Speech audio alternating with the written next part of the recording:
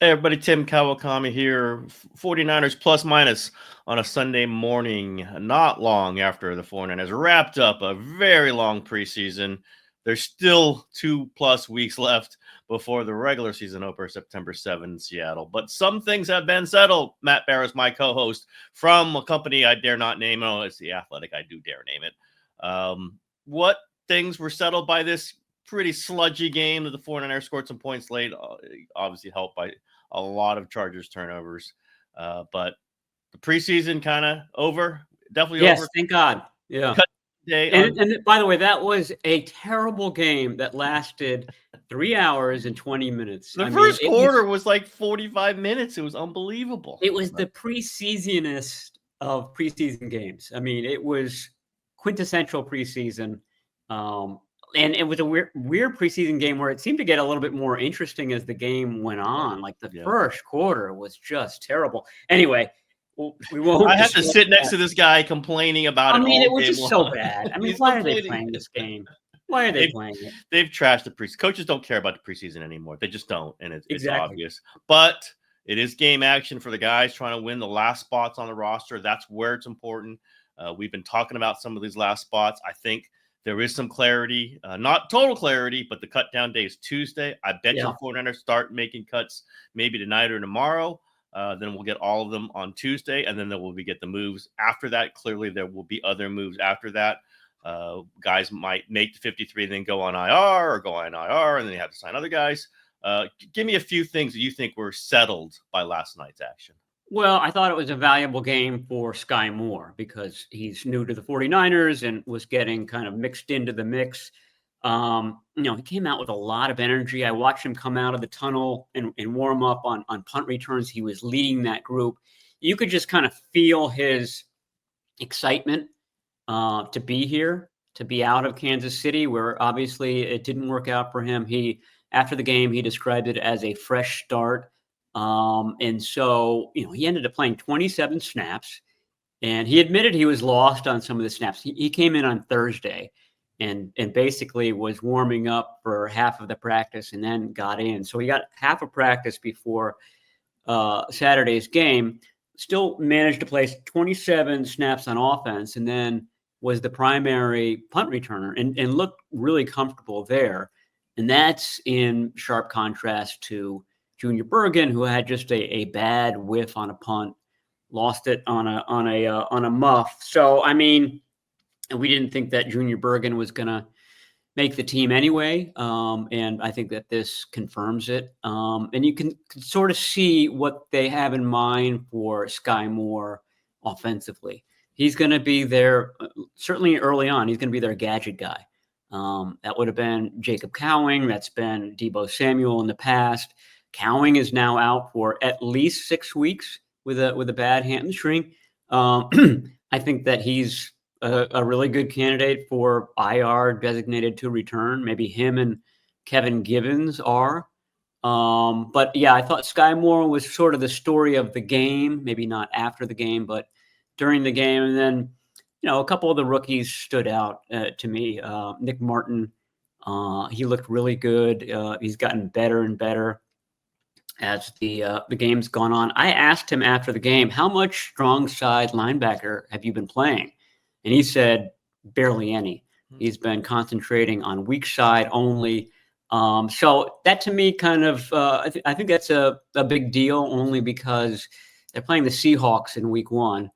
Seahawks are going to run the ball a lot. They're going to be in that base package a lot. The strong side linebacker is going to be on the field. I think that he starts to get snaps at strong side, but I think early in the season it'll probably go to Luke Gibson. Luke Farrell. Who looked good there. Luke Farrell, right? No, Luke Gibson. No, Luke Gibson. Luke Farrell's the tight end. Luke Gibson's the linebacker. It's the two Lukes. Lukes, many Lukes. Absolutely. You can see this is kind of how they did Greenlaw, right? You play him at both outside spots as a backup, so you can get in either way, and then you move your way up to being the strong side, or you move up to be the every down will.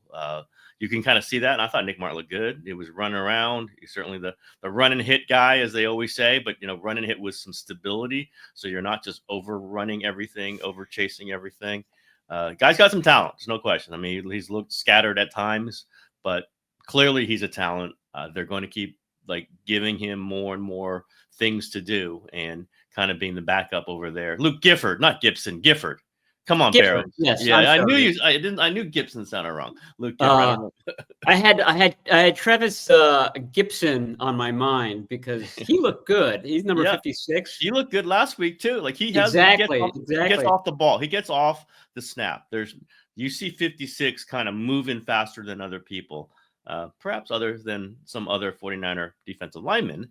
Maybe we'll talk about that. But if there's a wild card defensive lineman, I think Gibson is it. It is not Luke Gibson. It is what's his name? Gibson? Luke Gifford. No, Luke Gifford, but who's the Gibson's first name? Travis. There you go. Travis Gibson. Absolutely. I thought the signing of Sky Moore, by the way, was a bad sign we both did for Junior Bergen. And I think this just ends it. Whether Bergen comes back on a practice squad deal or not, maybe he does. I think he was drafted in order to be someone they looked at, but he's just clearly not going to help the team this year. And certainly not more than Sky Moore likely will be.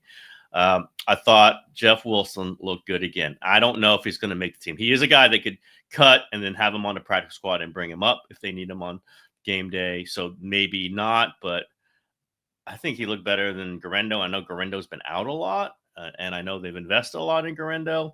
I just would watch that one because if they're not sure Brian Robinson is going to be up to speed for week one, he probably will. Running backs tend to get in there fast.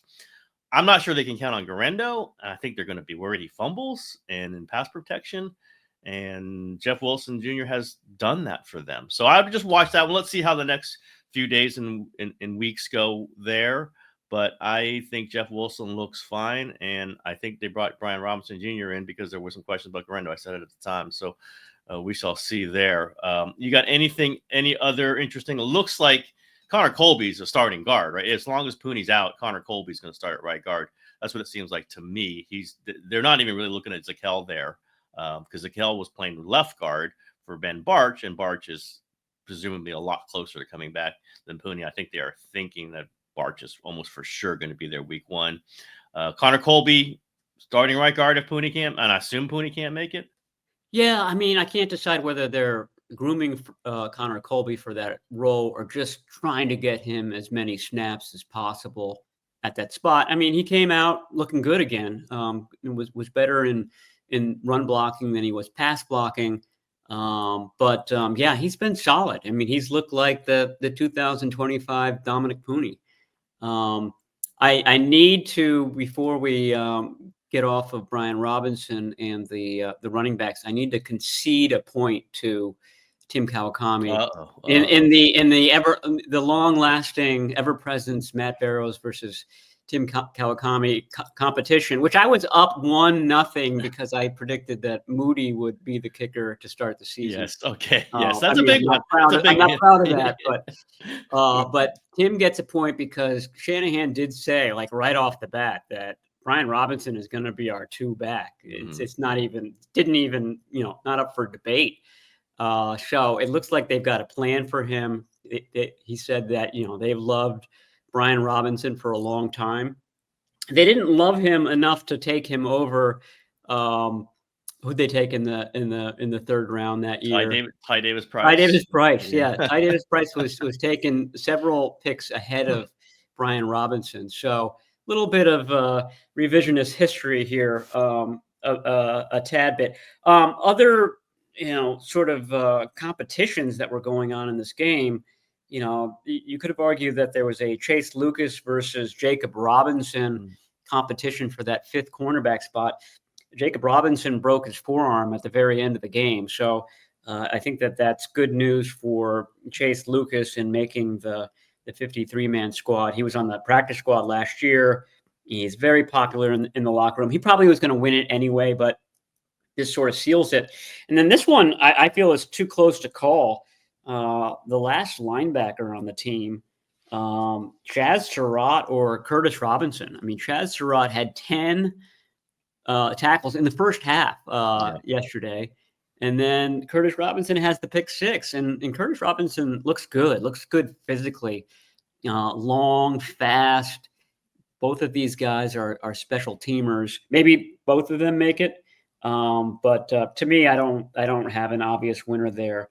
Tariq Owens caught a touchdown. He was PFF's highest-rated offensive player.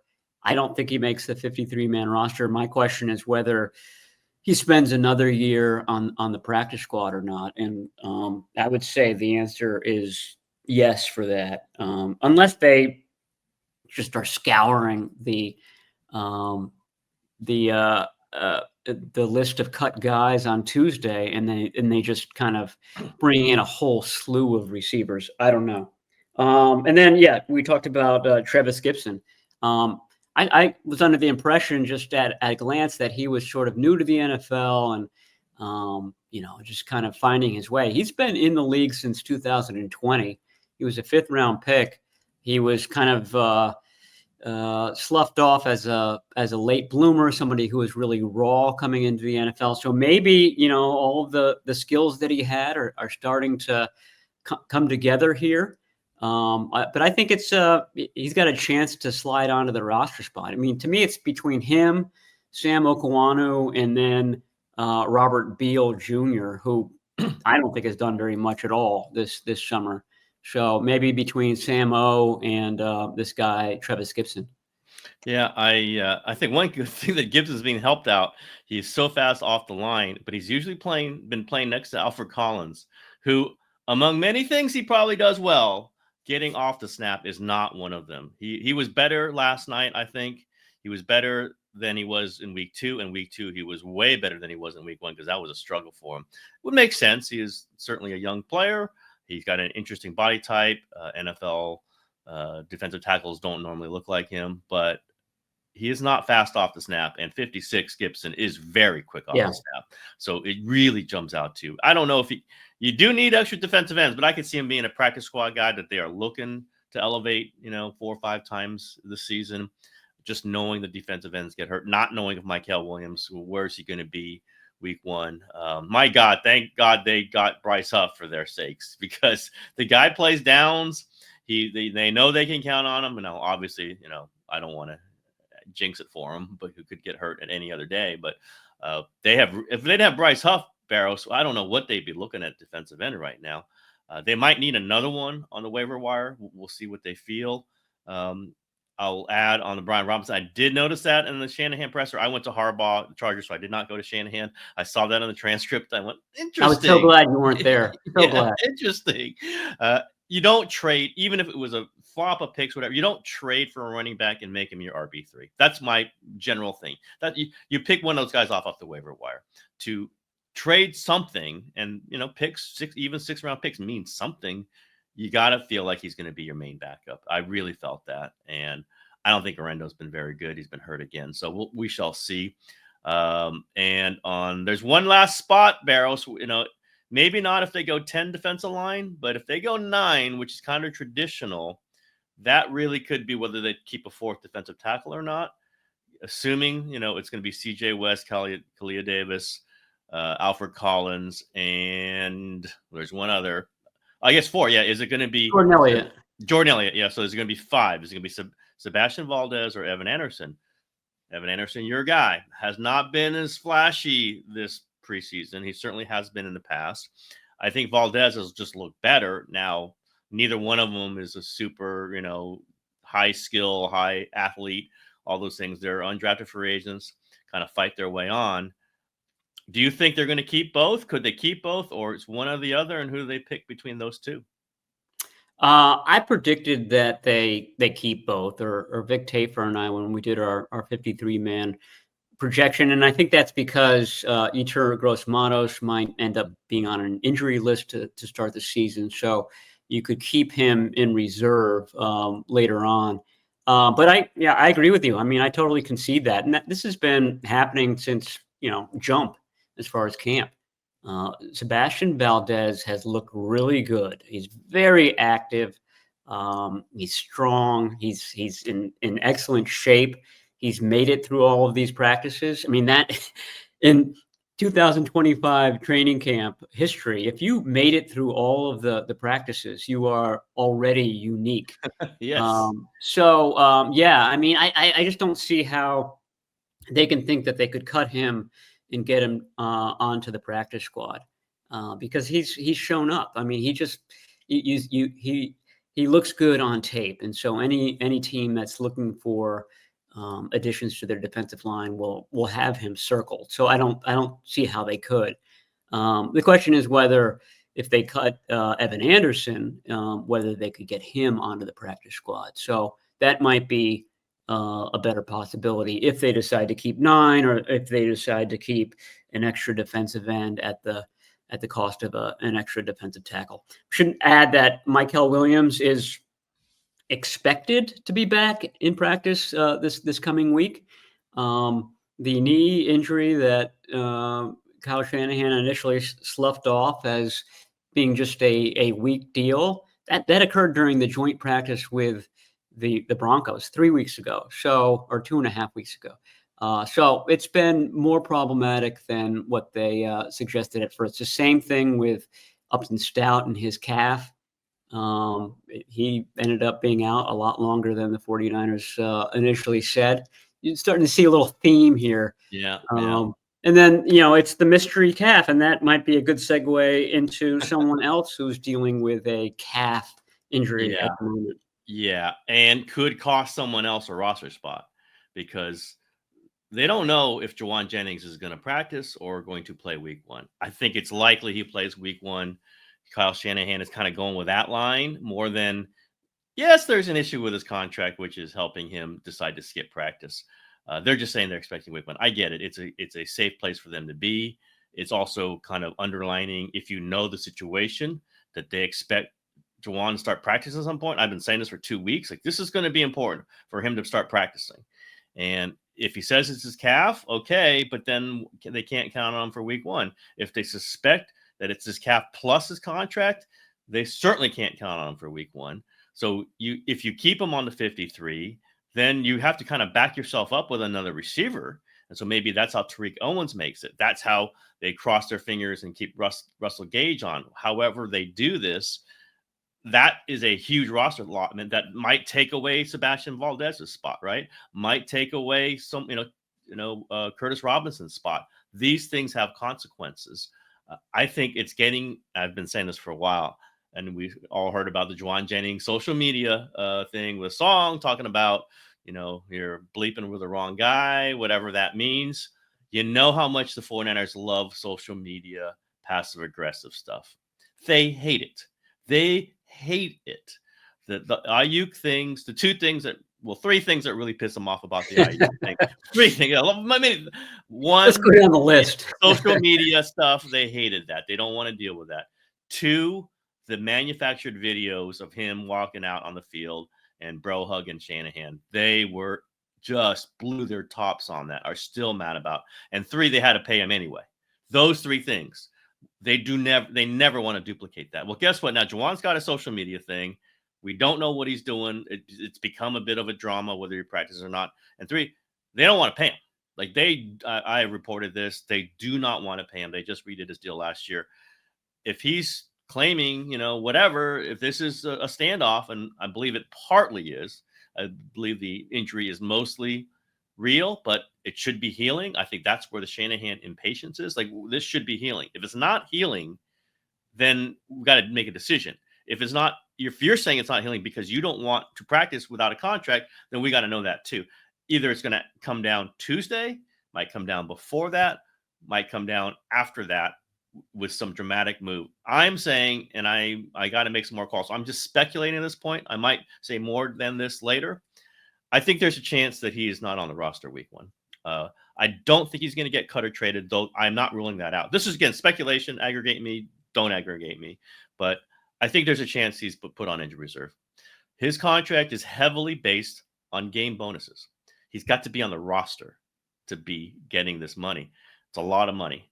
I think he's only guaranteed $3.4 million salary. Anything on top of that has to come from bonuses. If you put him on IR, he's not getting those bonuses. He's looking at possibly $4 million or more that he's not getting. I think it's even more than that. I don't know that the 49ers want to do that because he's a good player. He's their best receiver. They don't want to go. They want him for week 1, week 2, week 3, week 4. But I think in my mind, this is just me playing it out. Again, I might report other things or I might report that I'm wrong. This is my speculation. I think it's coming down to you get on the field or they could put him on injured reserve. That would be my speculation because just think of the way Shanahan's talking about this. It's injury. It's injury. It's injury. We expect him back in 1, but he's got to be on the practice field. If you're not back on the practice field, can they really count on him to do much for week 1 after missing more than a month, by the way? I don't think they can in their minds. Remember the Ayuk thing? They did test him at the end and said they was healthy right when the cut down to 53 happened. And John Lynch was like saying, he's got to practice. He's healthy. We got to go here. And that's when they cut to 53. I think they would have suspended Ayuk if he would not practice at that point. I really do. And would have thought about trading him, would have thought about just getting rid of him. That's how the brinksmanship had come. Now, they were a lot more mad at Ayuk than they are at Jauan. I think they understand there's some other factors. They like Jauan. He's just trying to push for his contract. They did the deal last year, though. There's a lot of hostility that they did this, and then he's coming back on them again. We'll see on this, Barrows, but how do you read the next few days with the 49ers and Jennings? I mean, it seems like a game of chicken right now, with both sides obviously entrenched. From Jennings' point of view, like you noted, he's got to play to make his money. So being on IR is going to hurt that, obviously. I mean, I'm sure he would love a trade at this point. He wants, his future taken care of. It would be a trade and then an understanding that the team that trades for him is going to sign him to a long-term deal. And the 49ers aren't the only team that are looking for wide receivers out there. There are a number. When I went and canvassed the other beat writers about, who's got a good receiver that their team is going to cut, most of the responses I got were, oh, my team is just as bad as your team in terms of depth. So, the Giants, the Vikings, I don't know, if trading him inside the conference is something that they want to do. The Dolphins don't have great depth beyond their first stars. He would be a nice compliment on that team and would be playing for a head coach who used to be his offensive coordinator. So there's some that make sense. I mean, I would think that the 49ers would need something in return, though. They just don't have bodies at this position. So without Jauan Jennings, you're talking about going into the season without Brandon Ayuk, without Demarcus Robinson, without Jacob Cowing, without Jordan Watkins. Who are your wideouts? Robbie Chosen and Russell Gage? Ricky Pearsall. Well, obviously Ricky Pearsall, but I mean, it's just such a light group. Now, I wonder whether this Brian Robinson trade is sort of a recognition that, okay, we have to kind of change the paradigm a little bit here. We're not going to be deep at wide receiver to begin the season, but we got this new, big back.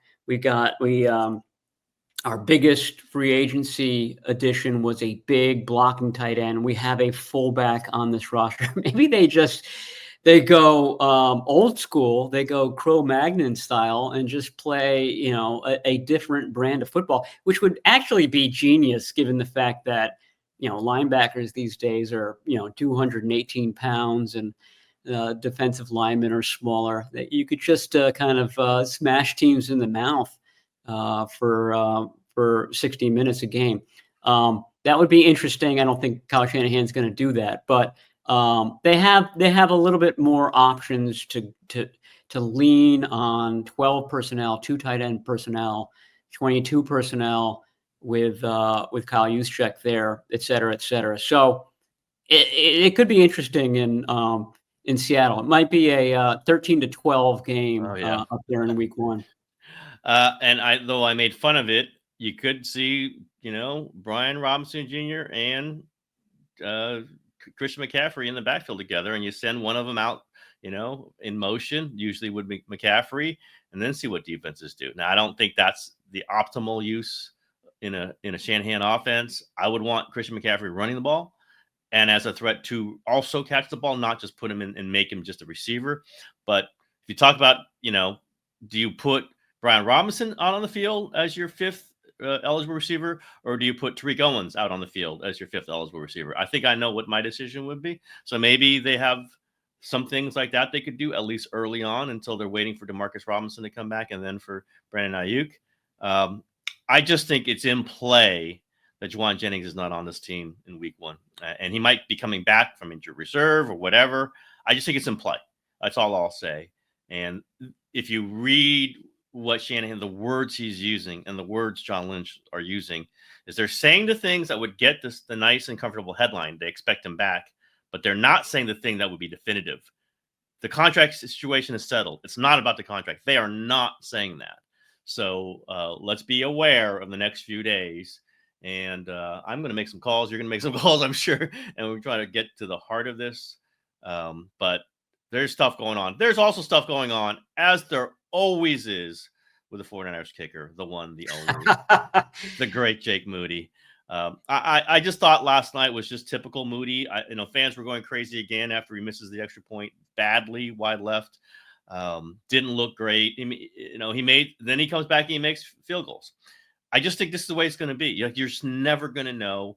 He's got the talent to make any field goal, and he's got the screw up to miss anything else.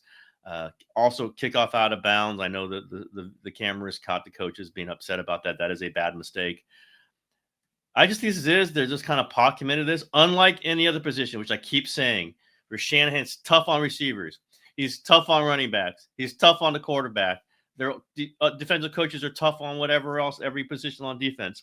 And yet Jake Moody, because he's talented, is just given the leeway to miss and then make. And once he makes, he's great. Everyone else, all the mistakes count and all the makes count. For Jake Moody, apparently only the makes count. And I think that's weird to hear Shanahan talk like that. But I just think it's just he just doesn't think of kickers and special teams as actual part of his football team. And I think that's a problem.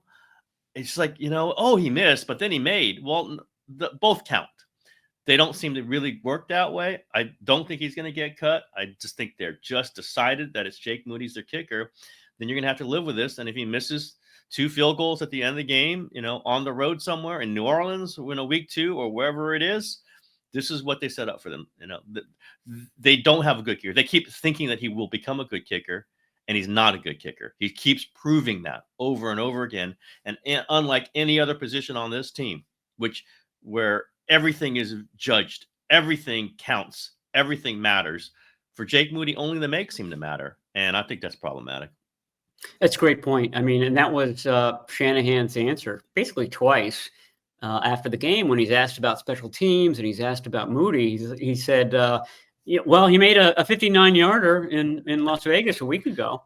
That's like the Jake Moody apex moment.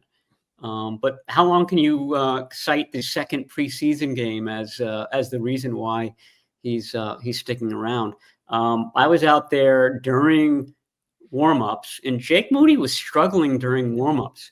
He hit one so bad that it missed the net and went into the stands. And some little boy, probably 8 years old, thought that he just won the lottery. Like this was a foul ball during batting practice, and he got to keep the ball. He runs up with it all the way to the very top of the first deck, and he's sitting with his family, and they're congratulating him on getting the ball. Meanwhile, they're looking for the ball on the field. There's only a few kicking balls that they have during pregame. The punters have one, the other kicker has one. So Jake Moody's left with only one ball with which to warm up with. Finally, they got the second ball back. My point being is that the pregame was as erratic as I've seen from him. That wasn't his only miss in pregame, and that was to the side that he missed the extra point. So I don't know what was going on. There were a bunch of people with Jake Moody jerseys on in the very first row, right behind the goalposts. I don't know if they were family members, but maybe they were, and maybe having your mom watch your game was always the worst for me. I didn't want my mom there. And you also were not a really good NFL kicker, Barrows. I was terrible. Yeah. I was terrible, but I was a hell of a point guard in the City League in Vienna, Virginia, where I grew up. I once scored 36 points in one game. They're still talking about that game. Jeez, wow. I mean, I'm sure you were on the college recruiting rankings. I was not a passer. I was a shoot first, selfish player type of guy. No shock to anybody who knows Matt Barrows on this. Yeah, I guess they're going to have a practice on Monday. I can't imagine it's going to be a hard one. I don't know. You're assembling your roster at this point. You're thinking about your cuts. I'm not sure they're going to want to go through much on Monday and then return after the cut down on Tuesday for practices Wednesday and Thursday. There's going to be like real practices. I'm not even sure if there's an open in the media. I'm pretty sure they will not be, I think, Barrows. I'm not sure if we heard that or not. But then the locker rooms will be open. So that's the other thing is they don't love opening the locker room. So sometimes they keep the practice open longer to make sure that we're kept out of the locker room. Because I don't think they want us around Jauan Jennings. I'm pretty sure about that. So we'll see how all that goes. Tuesday's a huge deal. They've got so many pieces in play. Dominic Pooney, that's a guy that they might have to be on the 53 who can't play week 1. Michael Williams could be a guy that they have to keep on the 53 who can't play week 1. Upton Stout could be on the 53 who can't play week 1. There are other players. Ben Bart, Jordan Watkins. Like you can't put them all on IR and you can't keep them all on the 53. That's the weird stuff that they've got. And I don't know. I threw this out to you last night. And I don't know if you've got a guess for this, but I'm going to say a guess for the most shocking cut on Tuesday.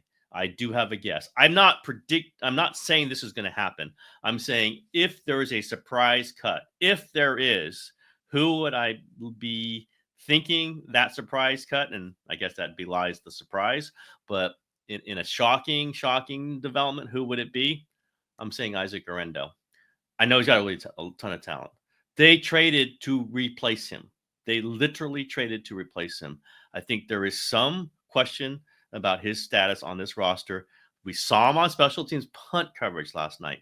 That tells you, like we talked about last week, the third running back or one of those running backs that has to play special teams. You cannot keep 3 tailbacks and have none of them play special teams.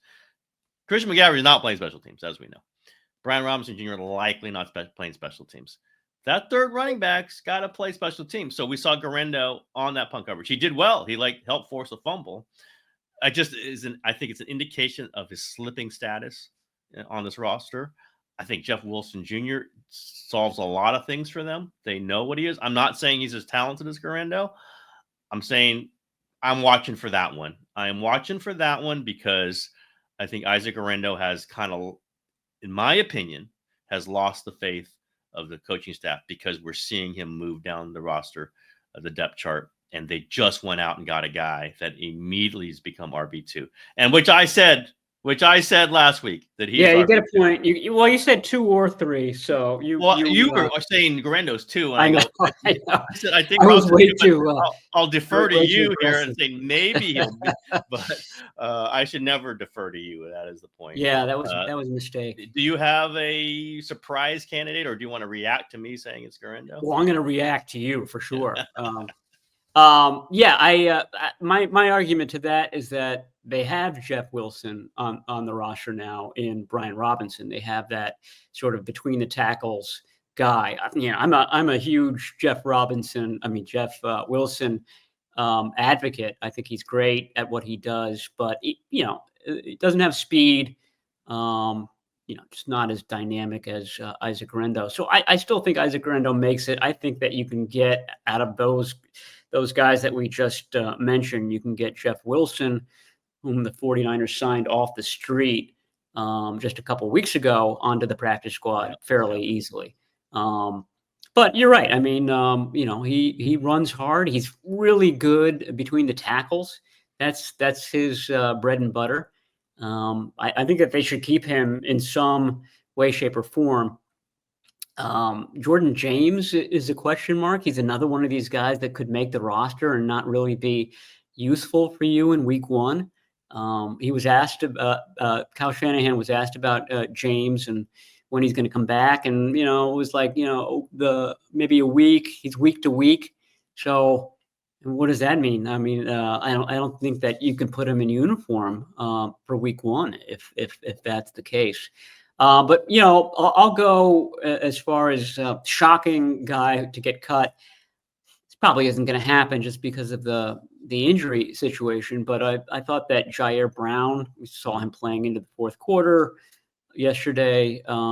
You would think that if someone is absolutely going to make this team and possibly start in week one, you have him either on the sideline watching the game like all the other starters, or you just give him a quick game like Renardo Green got last night. So I do think that he makes it just because Richie Grant has been hurt, another guy that you just can't count on for week one. And it becomes a numbers game. But yeah, I mean, that's somebody who I think the 49ers don't see as part of their future. Was drafted basically by a different defensive coordinator. So I don't know what they have in store for him. Thought it was interesting that Shanahan picked the captains for this game. Among them were Jair Brown and Lou Gifford. And there was a third. Was it Robinson? No, it was Spencer Burford. Burford, and I think no one is thinking that Burford isn't on this team, but the other two, I think there's been some questions about. I kind of labeled it as Shanahan's. These guys are making the team group. Like, come on, guys, these guys are making the team. Maybe I'm wrong, but it made me really question any guess that Jair Brown doesn't make this team. I don't think you throw him out there as a captain. I just that's not a Shanahan move. I'm going to cut this guy, so let's make him captain. I saw a bunch of guys taking a picture together. You see that group taking a picture together before the final warmups, and every one of them, I was like, I'm not sure they're going to make this team. Were they? And I was like, were they taking this picture? Like, these are my last days on the NFL. And it was interesting. I'm not going to name them, but it was like every single one of them was like a maybe, and it wasn't just DBs. It was like DBs and offensive linemen and linebackers. Like, okay. I will not name who they were. Maybe it was just a spur of the moment thing, but it was interesting to watch. As Barrows knows, I watch everything like that. Try to be careful, like who's out there. Saw Daryl Luter on every single special teams. I think he's making the team. They give you hints with this, with who plays certainly in the frontline special teams, and they tend to play the frontline special teams throughout preseason because they got to get them the reps, and because you just can't do that stuff in practice. Daryl Luter is on every special teams. Curtis Robinson is on every special teams. Like, these are things. Now, the tight ends are interesting because the tight ends backup tight ends play special teams. Sometimes they're out there in preseason and then they get cut. But you see a lot of Brain Willis on special teams. Like, there's some guys I think they just got penciled in that are going to make this team, and where they're telling us about who's on the special teams. So I think we've gone through just about everybody. I will say, though, as you say this about the injuries, they're all slower. It's like, I know they get a lot of injuries, and that obviously is a terrible thing. They've got to figure out what's doing this. But maybe more to the point, they seem to come back slower than most teams. Like, every injury that they cite is about 2 weeks longer than they say it's going to be. Now, maybe they shouldn't say that there's a timetable, and Shanahan will come back at me. Well, then I'll never say a timeline. But also, that's a timeline that he's been given. So he's got to take some understanding of who's telling me this and why are they always wrong? Because that's what we do anyway, because we're used to it now with the 49ers. They give us a 2-week thing. It could be a month. It could be 2 months. They give us a month-long thing. We're thinking 2 months, 3 months. Now, that's because Shanahan is saying it, and he's being told by the medical people. And I know they've changed them recently, so it isn't all the same thing. But there's something there where they're being told the wrong thing. They're giving themselves the wrong timeline. Somehow the rehab process isn't good. I think there's something there, and I think that's what they will look at more than anything, because sometimes injuries just happen in waves. It's the recovery time that I think has really been problematic for them, especially this year. Yeah, it's a great point. I mean, just go back to the spring when Ricky Pearsall had a hamstring, and the line from Shanahan at that point was, well, he probably could have taken part in this mini camp in June, but we're not going to push it, implying like by early June, mid-June, he's going to be fine. Well, he was still coming back from that thing to begin training camp a month and a half later. Yeah, it's almost like Shanahan is giving the media and the public the most optimistic version of the injury to sort of tamp down concern at that point. But you're ending up, hurting yourself on the back end when the guy doesn't come back after a week. When Michael Williams has been out almost 3 weeks now. When Up and South's been out almost 3 weeks now. You're right. It's there's some bad messaging going on. I agree with you. The 49ers need to figure that out. I should know you wait before we change subjects. Braden Willis left the game late with a neck injury. I don't know how severe that is, but that's something to watch as far as the roster. That would mean that Jake Tonjes is probably going to make it if Willis is going to be out for any extended period. And Tonjes would be the third tight end. Those guys were close, in my opinion, so it's not a huge roster issue for week 1, but something to monitor. Yeah, I'll just say I think the injury thing just falls into my theory of over-optimism. They're just over-optimistic about injured players. So when Kyle Shanahan and John Lynch are over-optimistic, or the entire organization is, their medical people might either play into that because they don't want to give Kyle Shanahan bad news, but they should give him real news, or the medical people are over-optimistic also. And maybe that's the problem. Like, they have a bunch of kind of just pass through these guys. Oh, they're fine. We'll bring him in. Javon Kinlaw. You know what? Other teams have red flagged that knee. He's fine. It just kind of, there's a recurring issue here.